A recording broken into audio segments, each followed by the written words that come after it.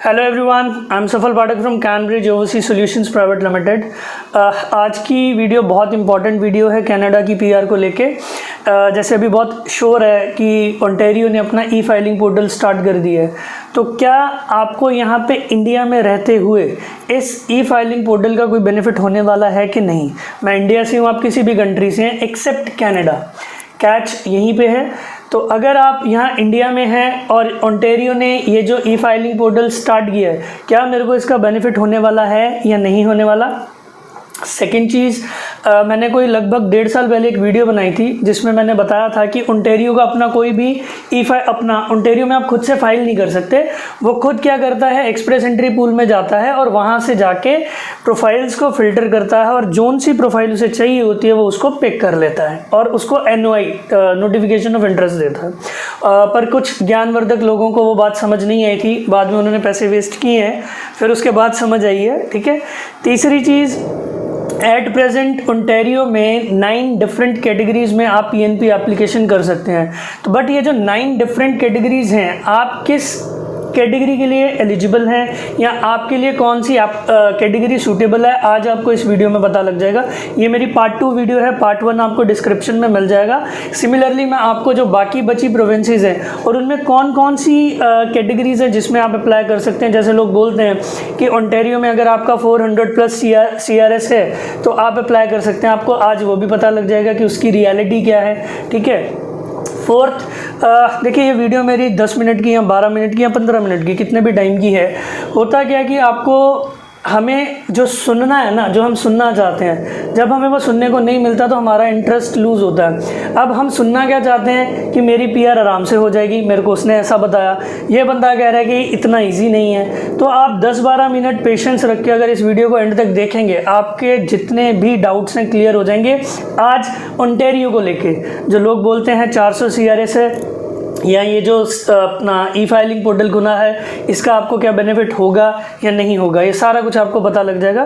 Plus one more thing कि मेरे को आप इंस्टाग्राम पे फॉलो कीजिए, क्योंकि मैं वहाँ पे इंस्टा रील्स बनाता हूँ जो आप लोग क्वेश्चन पूछते हैं मेरे से मेरी इन यूट्यूब वीडियोज़ के नीचे।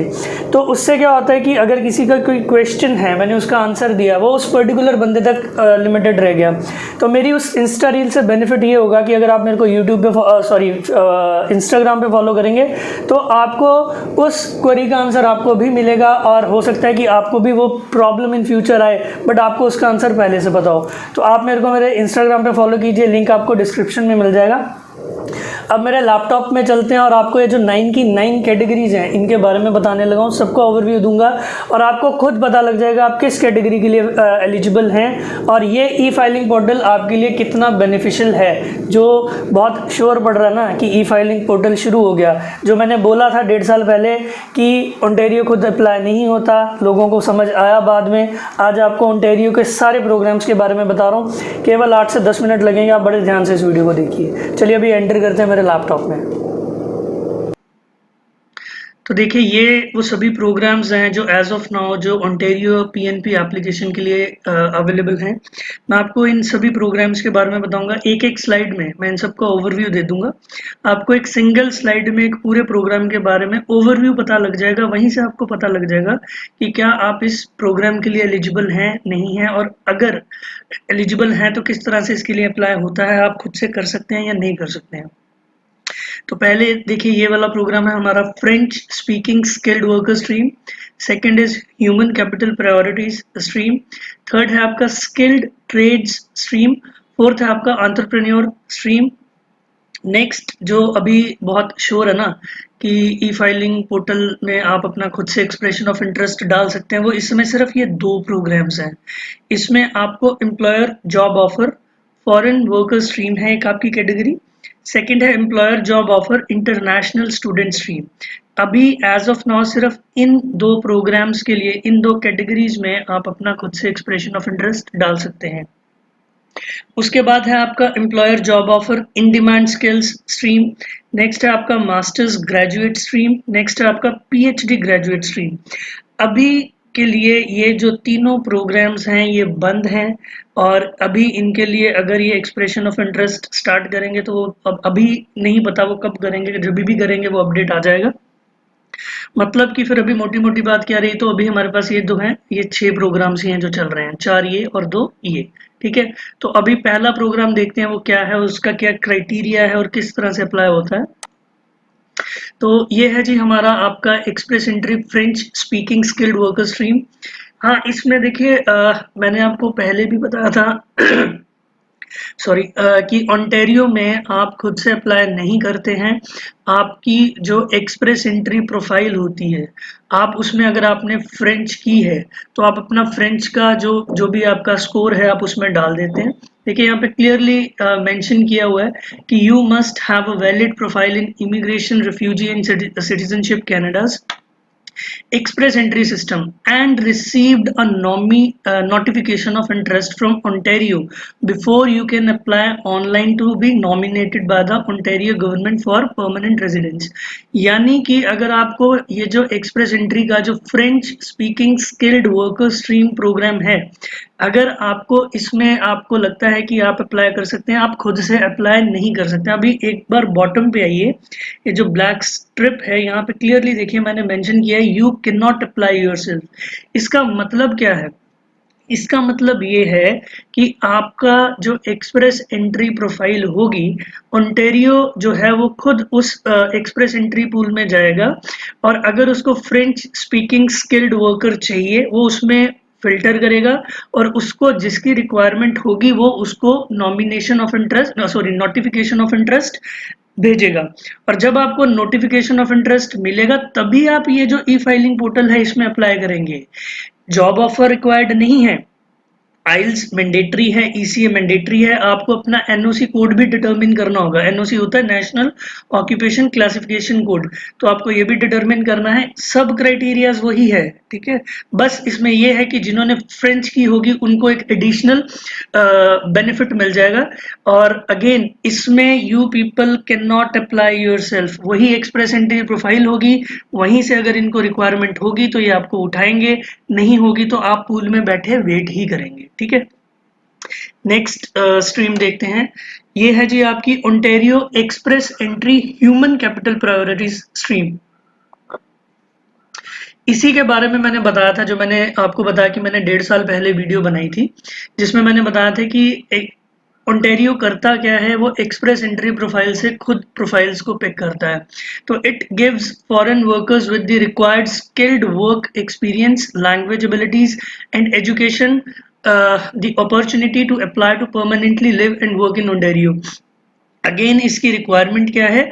You must have a valid profile in IRCC's express entry system and receive a notification of interest. NOI मिलेगा तभी आप जो है एक्सप्रेस एंट्री का जो ई फाइलिंग पोर्टल है उस पे जाके, सॉरी ओंटारियो का जो ई फाइलिंग पोर्टल है उस पे जाके इस कैटेगरी में अप्लाई करते हैं। Again you can not apply yourself until unless you get NOI from Ontario. Ontario से NOI कैसे मिलेगा? NOI वैसे ही मिलेगा, ओंटारियो क्या करेगा, वो सर्च करेगा IRCC की जो पूल को और उनको जो भी रिक्वायर्ड कैंडिडेट्स होंगे उनको फिल्टर करके वो NOI भेजेगा, तभी आप इस ई फाइलिंग पोर्टल का अप्लाई सॉरी इसके थ्रू आप अप्लाई करोगे। फी फ्रेंच स्पीकिंग में भी $1500 है टू अप्लाई, उसमें भी आपका ये जो आपका ह्यूमन कैपिटल प्रोग्राम है इसमें भी आपकी $1500 है टू अप्लाई, और आपकी जो भी फी है वो क्रेडिट कार्ड के थ्रू ही पे होगी, ठीक है। और आपको अपनी जो फी है वो क्रेडिट कार्ड के थ्रू पे करनी है। यानी कि अगर आपको इस ह्यूमन कैपिटल प्रायोरिटी स्ट्रीम में अगर आपको NOI आ जाता है तो आप उसके बाद जो है इस ई फाइलिंग पोर्टल को यूज करेंगे OINP का। और अगेन नीचे मैंने लिखा है you can not apply yourself का मतलब क्या है? उसका मतलब ये है कि आप तब अप्लाई करेंगे जब आपको NOI मिल जाएगा, ठीक है। नेक्स्ट है आपका Ontario's express entry skilled trades stream.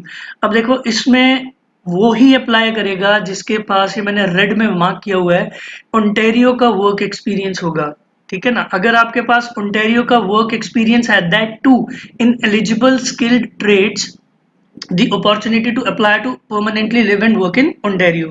Again, you must have a valid profile in IRCC Express Entry System और आपको वहां पे NOI आना जरूरी है। Again, you cannot apply yourself। आप अगेन मेरा इस अगेन मैं बार बार एक्सप्लेन कर रहा हूँ कि you can not apply your self का मतलब क्या है। उसका मतलब ये है कि अगर आपको NOI आएगा उसके बाद ही अप्लाई करेंगे, उससे पहले आप अप्लाई नहीं कर सकते, और आपके पास ओंटारियो का वर्क एक्सपीरियंस होना जरूरी है। ठीक है, यू मस्ट हैव क्या, at least 1 year of cumulative paid full time work experience और the equivalent in part time work. अगर आपका पार्ट टाइम वर्क है बट अगर उसको आप एक्यूमुलेट करके 1 साल का फुल टाइम में बना सकते हैं तो तब भी आप अप्लाई कर सकते हैं। ठीक है, तो कौन कौन से ग्रुप इसमें है, माइनर ग्रुप 633 है और मेजर ग्रुप में 72, 73 और 82 है। ठीक है, जो भी NOC के लिस्ट में यहाँ पे आप जाके देख सकते हैं। इसमें एक चीज आपने बड़े ध्यान से देखनी है कि your work experience must have been क्या है, obtained within the last 2 years from the date of submitting your application to the OINP in one or more of the occupations that you identify in your express entry profile in Ontario while maintaining legal status in Canada। यानी कि ये जो मैंने top पे red कर रखा है mark, कि जब आपके पास ओंटारियो का ही वर्क एक्सपीरियंस होगा, ओंटारियो का ही वर्क एक्सपीरियंस होगा और आपने अपना लीगल स्टेटस कनाडा में मेंटेन किया होगा, तभी आप लोग इस कैटेगरी में अप्लाई करेंगे, और वो भी आपको NOI मिलने के बाद। तो अभी नेक्स्ट स्ट्रीम 4 कौन सी है हमारी, OINP की एंटरप्रेन्योर स्ट्रीम। ठीक है, ये जो है ये 2 स्टेज प्रोसेस है। 2 स्टेज प्रोसेस क्या क्या है, इसके लिए आपको सबसे पहले रजिस्टर करना है expression of interest by email. Email करके आप रजिस्टर करेंगे अपना एक्सप्रेशन ऑफ इंटरेस्ट के लिए। अगर आपको इनवाइट किया जाता है फिर आप सबमिट करेंगे एन ऑनलाइन एप्लीकेशन।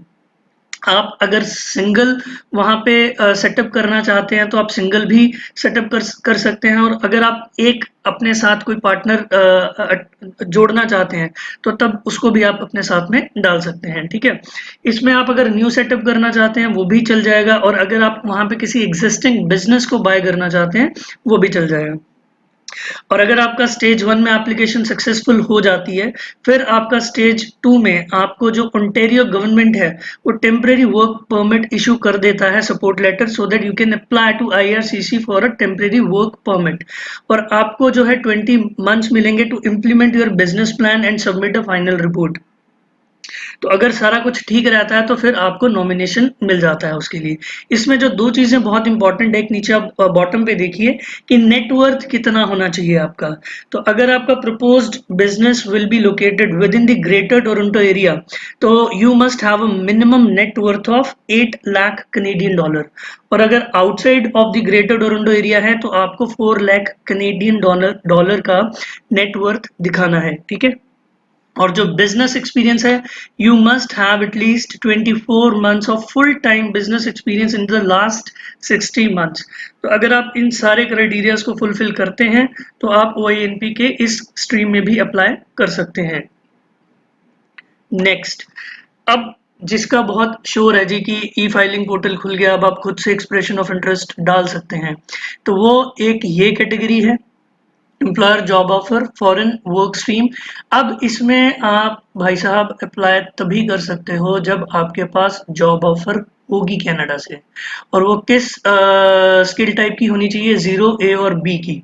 अगर आपके पास 0A और B से जॉब ऑफर है तो ही आप इस कैटेगरी में अप्लाई करेंगे। अप्लाई करने का प्रोसेस क्या है, अगेन जो है कि आप OINP का जो ई फाइलिंग पोर्टल है वहां जाके प्रोफाइल क्रिएट करेंगे, रजिस्टर करेंगे एक्सप्रेशन ऑफ इंटरेस्ट के लिए, और अगर आप सेलेक्ट हो जाते हैं तो फिर आपको जो है ITA इशू होता है, फिर उसके बाद आप अपना इस PR का प्रोसेस कर सकते हैं। इसमें जो आपकी फी रहेगी, हाँ इसमें जो आपको अपना एप्लीकेशन सबमिट करनी है 14 कैलेंडर डेज में सबमिट करनी है, और जो आपकी एप्लीकेशन फी रहेगी वो $1500 से $2000 रहेगी, depending on the location of your job offer. ठीक है, तो आपको जो ये है आप अपना क्या बोलते हैं इस कैटेगरी में अगेन बोल रहा हूँ, जॉब ऑफर होगी तभी अप्लाई करेंगे। ठीक है, जो लास्ट स्ट्रीम है हमारी, मैंने इसको लास्ट क्यों बोला, क्योंकि जो नेक्स्ट 3 स्ट्रीम्स हैं वो भी क्लोज्ड हैं, वो जब ओपन होंगी तो मैं उसके बारे में भी आपको अपडेट करूंगा। ठीक है, तो इसमें आप इंटरनेशनल स्टूडेंट स्ट्रीम है। अगेन ये किनके लिए है, अगर आपने कनेडियन इंस्टीट्यूशन से डिग्री या डिप्लोमा प्रोक्योर किया है, ठीक है ना। तो अगर आपने कनेडियन इंस्टीट्यूशन से अपनी डिग्री या डिप्लोमा प्रोक्योर किया है तब आप इस कैटेगरी में अप्लाई कर सकते हैं। यानी कि अगेन उन लोगों के लिए है जो इस समय कनाडा में है या कनाडा में नहीं भी हैं, कनाडा से स्टडी करके वापस आ चुके हैं, ठीक है, वो भी अप्लाई कर सकते हैं। अगर उन्होंने वहाँ पे नहीं उनका पहले कुछ बना तो वो भी अप्लाई कर सकते हैं, ठीक है। बट उनकी जो डिग्री और डिप्लोमा जो है वो at least 2 years to complete if you study on a full-time basis, or a degree or diploma or certificate that takes at least 1 year to complete if you study on a full-time basis, and that requires a completed degree as an admission requirement. इसका मतलब क्या है, जो second point है कि अगर आपकी जो डिग्री या डिप्लोमा और सर्टिफिकेट है that takes at least 1 year to complete, कि उसको कम से कम 1 साल लगता हो, बट उस प्रोग्राम की जो एलिजिबिलिटी क्राइटेरिया कम से कम क्या होना चाहिए, एक डिग्री होनी चाहिए। यानी कि अगर आपने 1 साल का पीजी डिप्लोमा वहां से किया है तो पीजी डिप्लोमा तो तभी करेंगे ना जब आपने यहाँ से इंडिया से ग्रेजुएशन किया होगा। तो अगर आपने यहाँ से ग्रेजुएशन किया और वहां से पीजी डिप्लोमा किया है तब भी आप इस कैटेगरी में अप्लाई कर सकते हैं। इसका अगेन सेम ई फाइलिंग पोर्टल पे जाके आप अपना रजिस्टर करेंगे। आईटीए आने के बाद विद इन 14 कैलेंडर डेज आपको जो है अपना सबमिट करनी है एप्लीकेशन। इसकी जो फी है वो $1500 है, ठीक है। तो ये हमारे 6 प्रोग्राम्स थे, मैंने ओवरव्यू दिया है। इनका लिंक जो है मैं अपनी इस वीडियो की डिस्क्रिप्शन में दे दूंगा, क्योंकि अगर आपको डिटेल्ड देखना है इसके बारे में तो आपको पता लग जाएगा। बट इस ओवरव्यू से आपको एटलीस्ट इतना पता लग जाएगा कि क्या आप इस कैटेगरी के लिए एलिजिबल हैं या नहीं है। नेक्स्ट, ये जो स्ट्रीम 7, 8 और 9 है इस समय ये क्लोज्ड हैं। ये जब भी ओपन होंगी तो जो भी इनका अपडेटेड जो भी रिक्वायरमेंट्स होंगी वो मैं आप लोगों को अपडेट कर दूंगा। देखिए आज है वेंसडे, आज मैं इस वीडियो को अपलोड कर रहा हूँ। फ्राइडे को मैं एल्बर्टा की जो है वो वीडियो अपलोड करूंगा, जिसमें एल्बर्टा के सारे जितने भी प्रोग्राम्स हैं, जैसे मैंने इसके 9 प्रोग्राम्स में से 6 बताया क्योंकि 3 अभी क्लोज्ड हैं, तो एल्बर्टा के बताऊंगा। और उसमें जो लोग बोलते हैं ना कि 300 सीआरएस के ऊपर जो है आपकी जो बात बन जाएगी, तो वो किन की बनेगी किन की नहीं बनेगी वो भी पता लग जाएगा। प्लस अभी मैं आपको ना ये जो ओंटारियो के रिसेंट ड्रॉज निकले हैं, जो सभी बोलते हैं ना कि 400 सीआरएस है तो आपका ओंटारियो में हो जाएगा, तो अभी जितने भी इसके रिसेंट ड्रॉज निकले हैं मैं आपको एक बार वो दिखाना चाहूंगा कि क्या कट ऑफ जाती है, सो दैट कि आपको पता लग जाए कि कट ऑफ क्या जाती है और आपको क्या देखना है, ठीक है। तो ये रहा जी आपका, ये इसका भी जो लिंक है मैं डिस्क्रिप्शन में दे दूंगा। जो लास्ट ड्रॉ निकला था वो निकला था अप्रैल 13, 2021 में।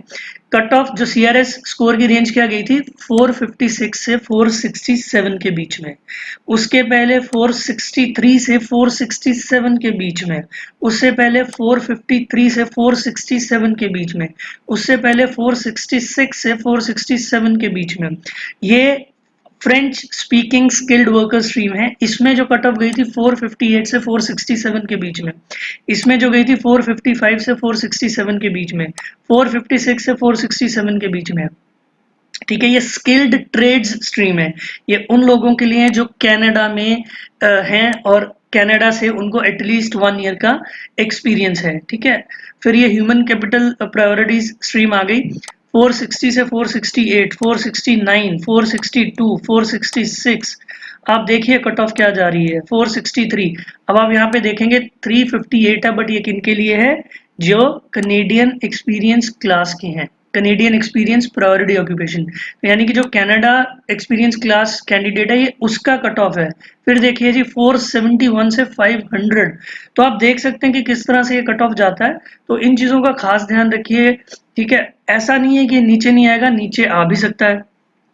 इसमें देखो नोबडी कैन प्रेडिक्ट कि ये कितना नीचे आएगा या कितना ऊपर आएगा, बट एटलीस्ट इतना तो आइडिया हो जाता है कि जो 460-70 जा रहा है वो 350 तो नहीं जाएगा, दैट इज फॉर श्योर, है ना।